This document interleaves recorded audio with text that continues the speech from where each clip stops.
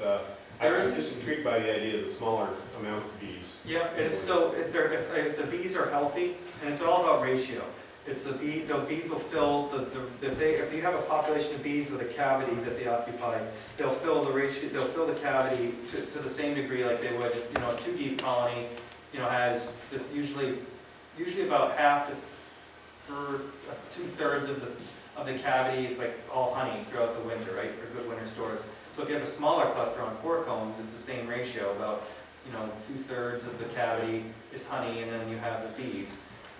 So yeah, the whole notion that you have to, I mean, there is some truth. There is kind of like this viable, there is this kind of economic size that's good for wintering bees as far as the population density or whatever for a cluster. But if the bees are healthy, that's the biggest. It's amazing. Healthy bees will survive. Healthy bees are very resilient.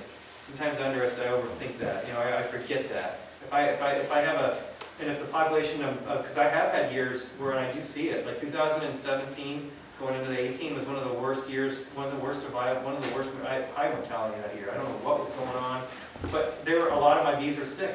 The clusters were small. A lot of them were dying, and right before we had a good amount of snow on the ground. Like, what is going on? I was really worried that winter.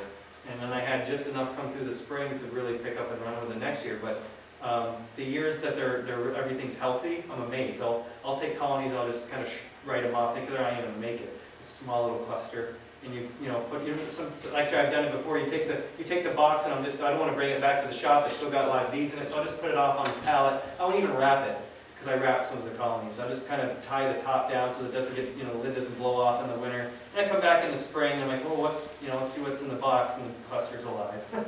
It's as long as the bees are healthy, it's amazing at what they can do, how they can, especially in our climate. We have just the right amount of cold that's not too cold, but is cold to really push them to cluster. Yeah. There's a little, those 4-frame mini loop things that you're talking about, they kind of like, they know each other, these colonies there, they share warmth in a Michael Palmer double loop thing, Yep. They're always next to each other, even though they can't see each other. Yeah, the clusters will come together, and they almost kind of act as one. So I think that's it right there. Yeah, this is there's a lot of. It's hard to tell because of all the bees, but so that they're doing the same thing in that in winter too, right? They're kind of getting close to each other, or sharing warmth, or something. Exactly. These two nukes will kind of form one cluster together. But the feeder, obviously they're separated with the divider, whether it's a feeder or a divider. And if you got, the 4/4, they're doing the same thing. They kind of come to the middle and exchange the heat. And if you wintered them in just standard 5-frame nuke boxes too, they would obviously be an entity unto themselves now. They cluster them to themselves, but they're 5-frame nukes, in a small little 5-frame nuke box. If you're healthy and you can get them, out of the snow, they'll winter fine too. Do you do anything different for foundation? I don't. I'm at the point in my career with bees, that's one of those expenses. I look at how much I spend in foundation every year. I'm astonished. I love to have my bees on wood and wax. Plastic is so easy. Sometimes I'm thinking, what the heck? I can just click it into I like to have the wooden frames. I do like wood frames. And I'm at the point where I was trying to get, my point is I am looking at making my own foundation. I have enough wax every year, and I've seen how people have been making it, and I realize if I got usually right now, or in February and January, I got 2 weeks where all I need is about 2 weeks time, and I can make 2,000 sheets of foundation, pretty easily. So I'm considering making it, because I'm paying $1.24 for a sheet of deep, wax. It's ridiculous. It's the amount of money I spend. It's like, well, there goes. That month's going to be a little hard to pay myself sometimes if I'm dumping all this into foundation every Plus you could make it out of your own wax. I know, it's like I have all this beautiful wax that I can use, and instead of selling it to someone for $10 a pound, I can put it back into my operation, and I love to be able to do that. So yeah, that's a good question.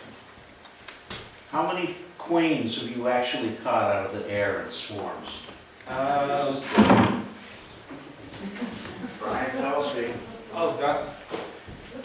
I can't remember. Last year we had a crazy year for swarming, right? You guys remember that? One of the swarmiest years too. Like you couldn't.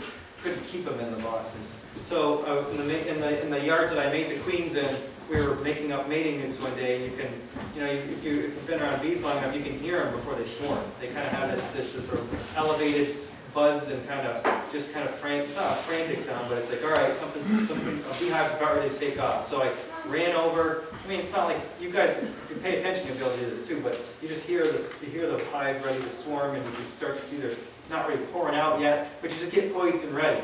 And in these nukes, you can see the entrance is pretty small, so you have the queen has, she's funneled out in a small space, but when you see her, you grab her right off the porch, and then the whole, the bees swarm, they think everything's good, and they realize, oh, no queens, what do? They come back. So, yeah, that's I happening. hear the story, just plucked one out of the sky. Well. Swarm. From the witness that was there. Thank you very much. Thanks, Rob. Thank you, guys.